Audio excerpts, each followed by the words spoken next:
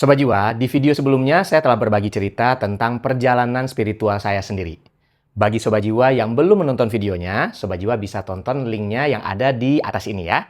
Nah, hari ini saya akan menceritakan perjalanan jiwa dari salah seorang Sobat Jiwa kita yang sudah mengirimkan emailnya ke Langkah Jiwa, yang telah membuktikan satu dari banyak hal keberhasilan yang dialaminya. Buat kamu yang saat ini mengalami titik terendah, itu bukanlah akhir. Itu hanya situasi saat ini yang sedang berjalan yang siapa tahu itu adalah menjadi fondasi pertumbuhanmu untuk dipantaskan menjadi versi yang lebih baik lagi menuju kesuksesanmu yang sebentar lagi kamu akan nikmati. Kisah ini akan menceritakan bagaimana seseorang dari kondisi yang mungkin jauh lebih gelap dari yang kamu bayangkan bisa merubah hidupnya secara drastis dan dramatis hanya dengan berani mengikuti panggilan jiwanya. Sudah penasaran dengan kisahnya? Yuk kita langsung aja masuk ke ceritanya dalam Langkah Jiwa. Selamat datang di Langkah Jiwa, tempat kita belajar menemukan kembali diri sendiri dan terhubung dengan alam semesta agar hidup bahagia penuh makna. Cerita ini datang dari Sobat Jiwa kita yang saat ini tinggal di Padang, Sumatera Barat, dan kita sebut saja namanya Yanti. Hopefully Yanti dalam keadaan sehat saat mendengar cerita ini ya. Sobat Jiwa, Yanti ini dulu lahir di sebuah kampung yang jauh banget di pelosok. Lokasinya di selatan Cianjur, Jawa Barat. Yanti lahir di kampung yang untuk kesana aja itu butuh waktu berjam-jam perjalanan dari kota Cianjur. Kampungnya sederhana banget, masih banyak hutan dan juga masih banyak persawahan. Nah, waktu Yanti baru berumur 2 bulan, dunia Yanti itu berubah drastis. Berbeda dengan orang tua lain yang tambah mesra ketika seorang bayi hadir di pernikahan mereka. Orang tua Yanti malah sering ribut. Bahkan nggak jelas info terakhir yang kita dapatkan akar permasalahannya apa. Tapi orang tua Yanti pada saat itu akhirnya memutuskan untuk bercerai. Yanti yang pada saat itu masih butuh kehangatan dari orang tua tiba-tiba ditinggalkan begitu aja oleh kedua orang tuanya. Dan Yanti yang masih kecil ini dititipkan gitu aja ke neneknya yang ada di kampung. Nah, sejak saat itu Yanti nggak pernah berhubungan lagi sama kedua orang tuanya. Kalau Sobat Jiwa sudah nonton video kita sebelumnya tentang cakra, pasti Sobat Jiwa tahu ya kalau luka dan trauma itu bisa terjadi bahkan pada saat kita baru lahir ke dunia ini. Dan lukanya itu bisa ke bawah sampai kita dewasa. Kesadaran bayi yang baru lahir memang belum sepenuhnya utuh ya Sobat Jiwa. Tapi seorang bayi itu bisa banget merasakan energi yang ada di sekitarnya. Di momen penting saat keterikatan emosional harusnya mulai terbentuk dengan kedua orang tuanya, Yanti malah ditinggalkan. Padahal di usia itu, kita semua siapapun itu saya yakin pasti sangat butuh dekapan hangat dari orang tua kita. Nah, hal ini bikin Yanti ngerasa dirinya nggak cukup layak untuk dipertahankan atau untuk dilindungi. Mindset ini sudah tertanam dari sejak dia kecil. Sobat Jiwa, luka atau trauma yang kita alami di masa lalu itu sering banget malah jadi beban buat kita di saat ini. Tapi bagi Yanti yang sekarang, beban dia waktu itu malah jadi pemicu semangat dan kekuatan dia untuk mendapatkan hidup yang lebih bahagia. Gimana caranya Yanti merubah luka dan traumanya jadi motivasi hidupnya? Oke, kita lanjut lebih dalam ke cerita berikutnya.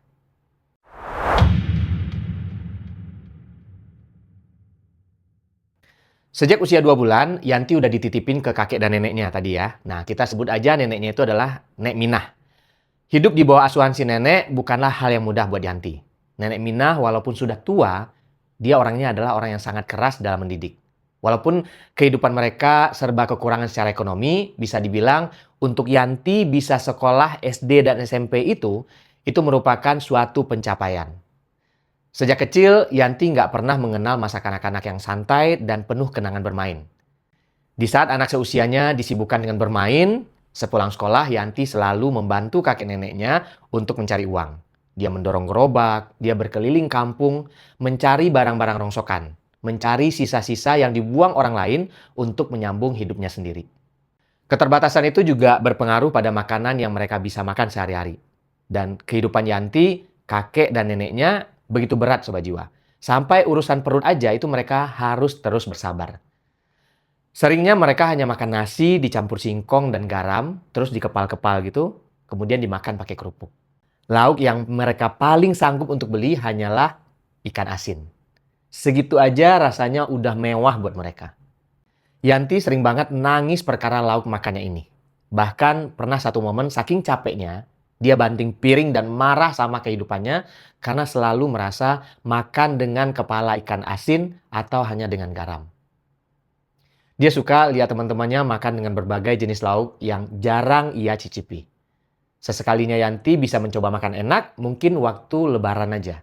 Di mana tetangga-tetangga waktu itu ngasih ketupat atau ngasih opor ayam. Tapi kakek nenek Yanti ini nggak bisa berbuat apa-apa, Sobat Jiwa. Nenek Mina hanya bisa merawat Yanti dengan apa adanya yang mereka punya. Itu kenapa nenek Mina mendidik Yanti dengan sangat keras. Di dalam lubuk hati si nenek, nenek ingin banget si Yanti ini sukses. Ia mengajarkan Yanti semua pekerjaan rumah tangga. Dan Yanti selalu dibanding-bandingkan dengan orang lain yang lebih berprestasi kalau misalnya nilainya jelek di sekolah. Bahkan, nenek itu melarang Yanti untuk nonton kartun favoritnya. Yang saat itu adalah Doraemon dan Ninja Hattori katanya. Nah, buat Sobat Jiwa yang generasi 90-an, pasti hafal banget kan kartun ini? Nah, Yanti sering banget kabur dari rumahnya diam-diam setiap minggu pagi untuk nonton kartun favoritnya di rumah tangga. Karena dulu Nek Mina pun nggak punya TV, Sobat Jiwa. Nek Minah ngelarang-larang itu tujuannya cuma satu sebenarnya. Dia ingin Yanti fokus belajar dan Yanti harus sukses. Nek Minah nggak mau Yanti merasakan kesulitan yang ia rasakan saat Yanti tumbuh dewasa nanti. Waktu pun berjalan dan akhirnya Yanti lulus SMP. Tapi sayangnya nggak ada kesempatan buat Yanti untuk melanjutkan sekolahnya ke jenjang berikutnya yaitu SMA. Kakek dan neneknya sudah menyerah karena mereka sudah nggak mampu lagi untuk menyekolahkan Yanti.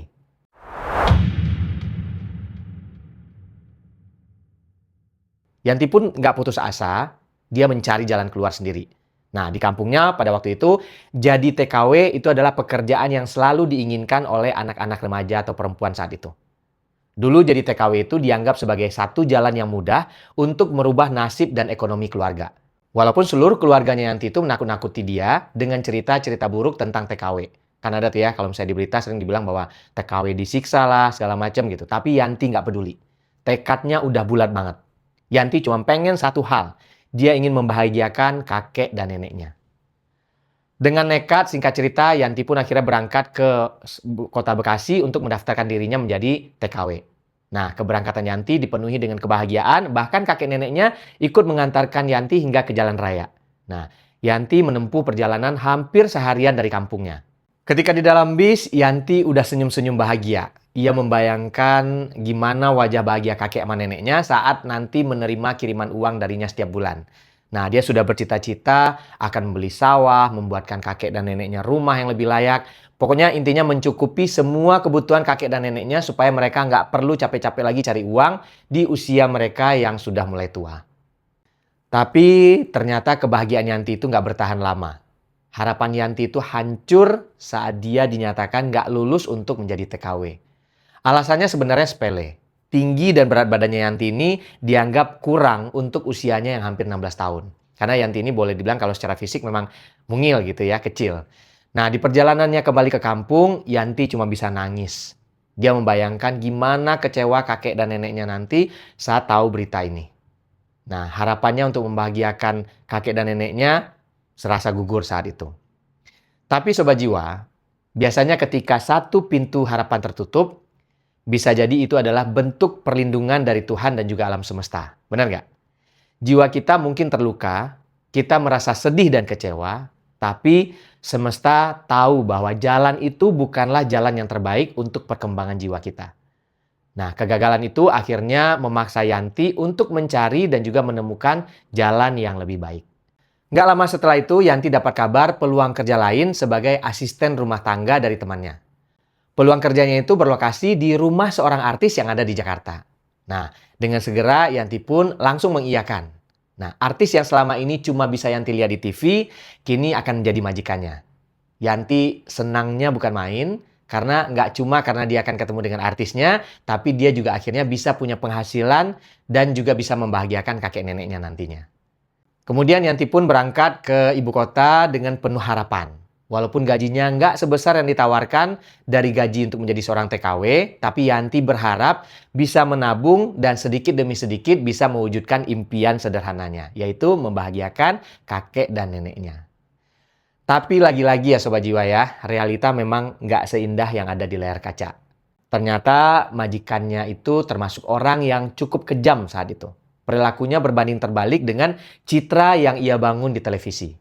Yanti malah sering dituduh mencuri makanan. Dan dia sering dibentak, dimarah-marahi. Dan ini membuat Yanti merasa sangat sedih. Yanti cuma bisa bertahan dan menguatkan diri. Setiap ia menangis, yang dia bayangkan adalah wajah kakek dan neneknya di kampung. Tekadnya untuk membahagiakan mereka itu lebih besar dibanding penderitaan yang Yanti terima saat itu. Tapi untungnya, selang beberapa bulan kemudian, harapan baru pun datang lagi. Seorang teman dari si artis itu akhirnya menawarkan Yanti pekerjaan sebagai ART di rumahnya. Beda dengan artis yang merupakan majikan Yanti sebelumnya, temannya artis ini itu lebih baik. Dia melihat Yanti adalah anak yang masih polos dan juga baik. Ia memperlakukan Yanti malah seperti anaknya sendiri. Dan Yanti pada saat itu melihatnya sebagai berkah karena itu adalah hal yang dia tunggu-tunggu sejak kecil. Yanti melihat sosok ibu di majikannya yang sekarang itu. Dia orang yang sayang dan juga perhatian. Itu adalah dua hal yang Yanti rindukan sejak dia masih kecil. Setelah hampir 1 tahun di Jakarta, tiba-tiba uaknya Yanti ini nelpon untuk menyuruh Yanti lanjutkan sekolahnya di SMA dan juga menjanjikan tempat tinggal di rumah uaknya itu. Nah, tanpa pikir panjang, Yanti pun menerima dan menginginkan untuk melanjutkan sekolah. Karena ia berpikir bahwa jadi asisten rumah tangga itu nggak akan ada jenjang karirnya. Nah, Yanti nggak mau menghabiskan waktunya seumur hidup menjadi asisten rumah tangga. Buatnya sekolah adalah harapan besar untuk mengubah nasibnya. Nah, akhirnya Yanti memutuskan untuk meninggalkan pekerjaannya dan kembali ke Cianjur untuk melanjutkan sekolah SMA.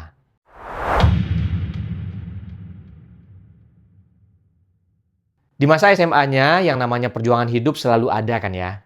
Nah, karena menumpang, Yanti melakukan semua pekerjaan rumah di rumah uaknya itu. Bangun paling subuh, kemudian tidur juga paling malam. Yanti membantu mencuci, memasak, mengasuh anak, dan menjajakan dagangan makanan yang dipunya oleh uaknya itu setiap hari. Selama 3 tahun, dia nggak kenal yang namanya hari libur. Tapi apa boleh buat ya, Yanti cuma bisa pasrah menerima dan bersyukur juga karena masih ada yang mau menyekolahnya saat itu. Di tengah semuanya itu, sebuah keajaiban kecil pun terjadi. Sebuah lembaga pendidikan datang ke sekolah Yanti untuk melakukan observasi beasiswa. Yanti tanpa pikir panjang ikutan mengisi formulir dan mengikuti serangkaian tes.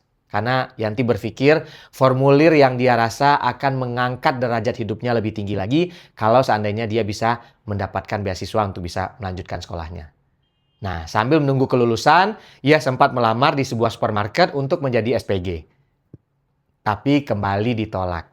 Karena apa? Lagi-lagi tinggi dan berat badan Yanti itu kurang untuk memenuhi standar yang diminta oleh perusahaan itu. Tapi Yanti akhirnya bisa juga diterima bekerja di salah satu pabrik roti sambil menunggu kelulusannya. Walaupun sekolah sudah libur, tapi Yanti tetap mencari kesibukan. Yanti tetap mengurusi pekerjaan rumah tangga uaknya, tetap masak, tetap mengasuh, dan masih harus menjajakan jualan juga.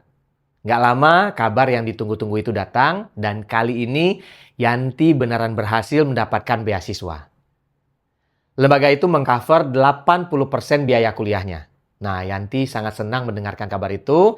Bagi Yanti, beasiswa ini adalah tiketnya untuk merubah nasib hidupnya. Yanti pun akhirnya nekat untuk memilih mengambil beasiswa itu. Walaupun dia tahu 20% biaya kuliah dan biaya hidupnya nanti gimana. Nah, Yanti nggak ambil pusing soal itu. Yang penting bagi Yanti adalah dia bisa keluar dari garis kemiskinannya dia saat ini. Dan akhirnya ia pun hijrah ke kota Bandung dengan sedikit uang yang dia peroleh pada saat dia bekerja di pabrik roti tadi.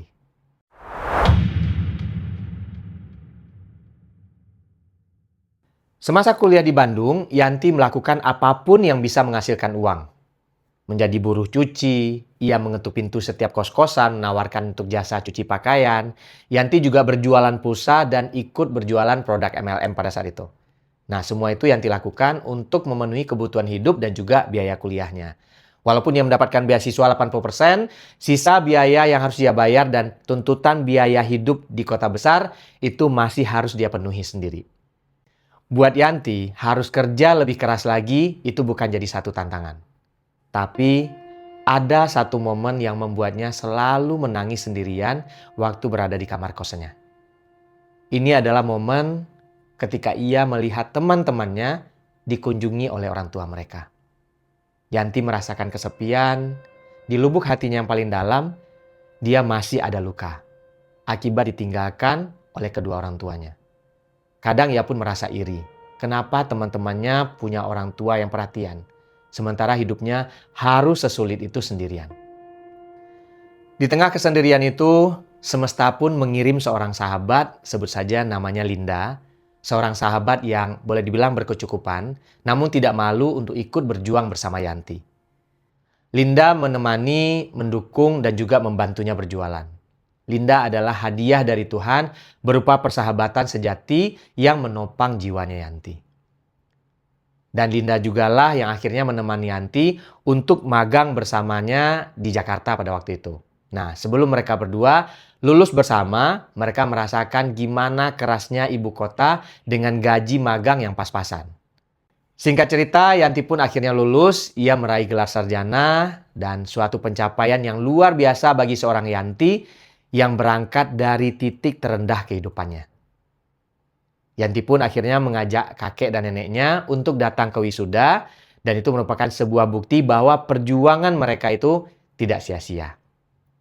Perusahaan tempat Yanti magang pun akhirnya menerima Yanti sebagai pegawainya. Dan Yanti pun kembali ke Jakarta untuk memulai babak baru kehidupannya yang ia harap akan bisa merubah hidupnya.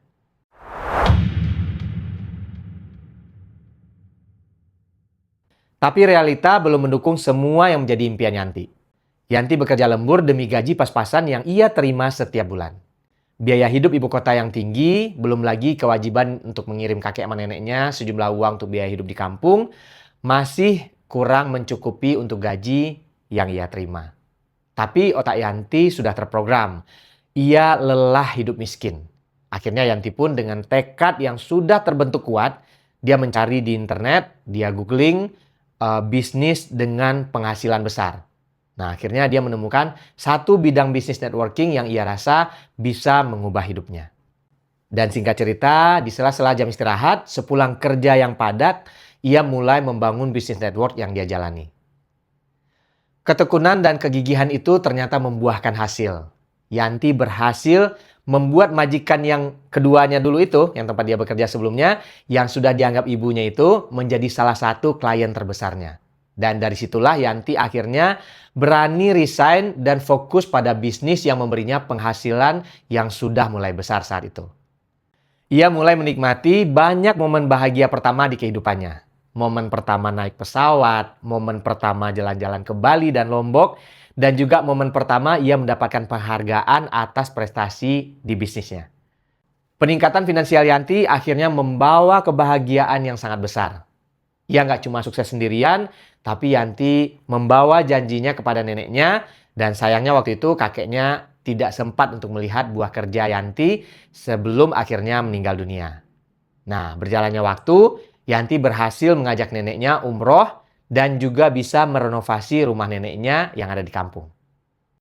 Ia berterima kasih pada didikan keras Nek Minah karena didikan itulah yang menjadikannya tangguh sampai saat itu. Tangguh untuk mencapai impian yang selama ini ia perjuangkan.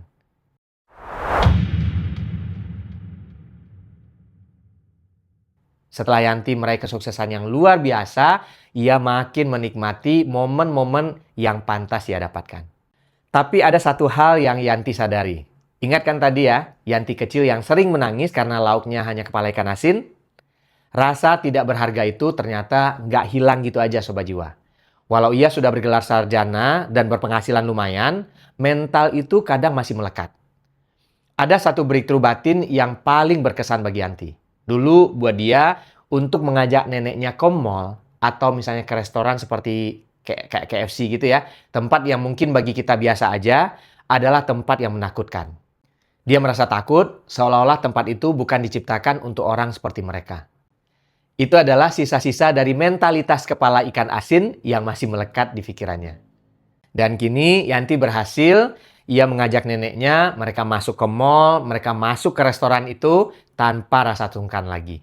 Saat Yanti melihat neneknya duduk santai di sana, dengan bangga, ia tahu perjuangannya tidak hanya menaklukkan kemiskinan materi, tapi juga telah menyembuhkan luka batin dan rasa rendah diri yang dipeliharanya sejak dia masih kecil. Baginya, ini adalah kemenangan jiwa yang sejati. Karena kisah inspiratifnya, Yanti sering diundang menjadi pembicara di banyak kota di industri bisnis yang dijalaninya. Saat itu ada momen dia jadi pembicara di kota Batam. Semesta menyiapkan kejutan terbesar untuk proses penyembuhan batinnya.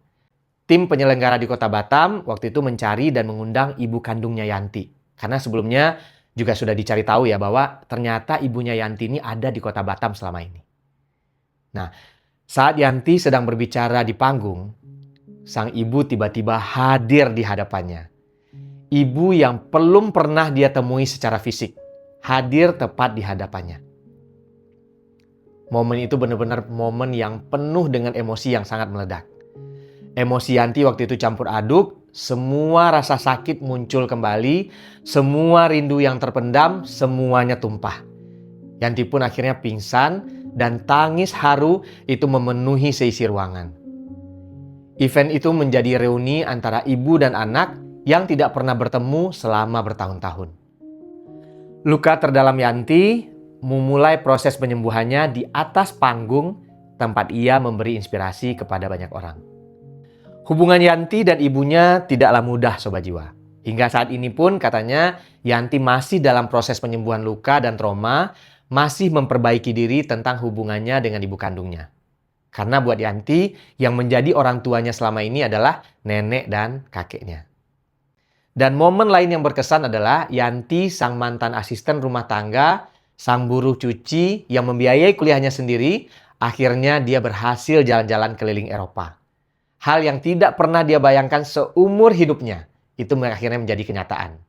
Seseorang yang dulunya hampir ke luar negeri untuk menjadi TKW, sekarang malah ke luar negeri untuk menjadi turis, untuk menikmati hasil kerja keras yang dijalaninya. Dan akhirnya Sobat Jiwa, pada tahun 2020 Yanti pun menikah dengan seorang pegawai lembaga pemerintahan.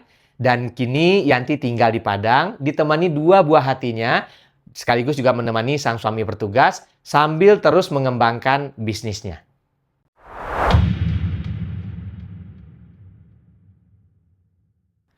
Sobat Jiwa, kisah Yanti tadi mengajarkan kita bahwa sukses bukan hanya soal angka yang ada di rekening. Sukses sejati adalah ketika kita mampu kembali ke impian terdasar kita, yaitu menyembuhkan trauma masa lalu dan membawa orang-orang yang kita cintai keluar dari garis penderitaan. Bahkan memberikan maaf dan keikhlasan kepada orang yang pernah meninggalkan kita. Perjalanan jiwa adalah tentang mengubah luka menjadi pertumbuhan diri yang luar biasa. Kisah Yanti adalah bukti nyata bahwa garis kemiskinan, baik itu miskin materi maupun miskin mental, itu dapat ditaklukkan melalui 3 prinsip spiritual dan juga ketekunan yang kuat. Yang pertama, kita bisa jadikan luka dan trauma kita sebagai bahan bakar. Perpisahan orang tua, ditinggalkan, dan juga didikan keras dari neneknya, pada akhirnya bukanlah kutukan, melainkan cetakan. Cetakan fondasi yang membentuk jiwa Yanti menjadi pribadi yang sangat disiplin dan juga tahan banting. Yanti menggunakan rasa sakit dan kebutuhan untuk validasi sebagai bahan bakar yang tak terbatas untuk bergerak maju dan juga menolak takdir untuk tetap berada dalam lingkaran kesengsaraan. Yang kedua, kekuatan sejati adalah kegigihan yang konsisten. Yanti mengajarkan bahwa manifestasi bukanlah sekedar afirmasi ataupun visualisasi pasif, tetapi aksi nyata yang terus diulang-ulang. Ingat kan hukum resonansi ya Sobat Jiwa ya? Ada law of action, yaitu tindakan. Setiap penolakan atau pekerjaan sulit yang Yanti lalui tidak pernah menghentikannya. Ia selalu mencari jalan baru, menunjukkan bahwa jiwa yang bertekad kuat akan selalu menciptakan peluang baru dari setiap kegagalan. Yang terakhir, keberhasilan sejati adalah penyembuhan. Pencapaian Yanti yang paling berharga bukanlah kekayaan ataupun keliling Eropa, melainkan kemampuan untuk menyembuhkan luka batinnya. Ia mengingat jasa neneknya, mengajak neneknya ke mall atau restoran, mengajaknya umroh, dan juga merenovasi rumahnya. Ia membalas budi, memuliakan neneknya. Dan juga momen reuni yang tidak terduga dengan ibu kandungnya di atas panggung adalah pembuktian batin untuk dirinya bahwa dirinya yang dulu ditinggalkan kini kembali sebagai seseorang yang sukses. Intinya Sobat Jiwa, Perjalanan Yanti menegaskan kamu tidak harus terus-terusan menjadi korban dari masa lalu yang sulit.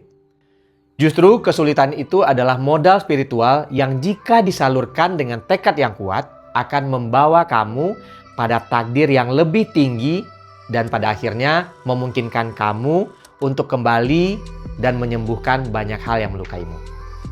Dan satu hal lagi, alam semesta selalu punya peran untuk mengatur setiap pertemuan dengan siapapun dan itu bukanlah sesuatu yang kebetulan.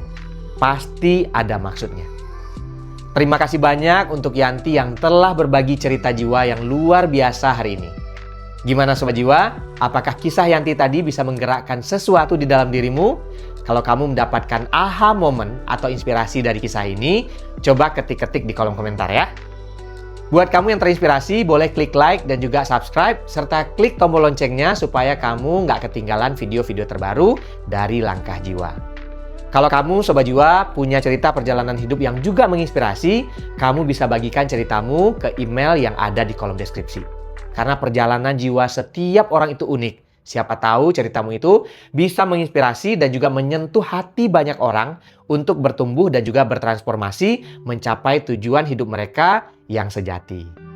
Mari kita aminkan langkah kita hari ini menjadi awal yang baik untuk kita bersama-sama mencapai tujuan jiwa kita di dunia langkah demi langkah. Sampai jumpa di Langkah Jiwa berikutnya.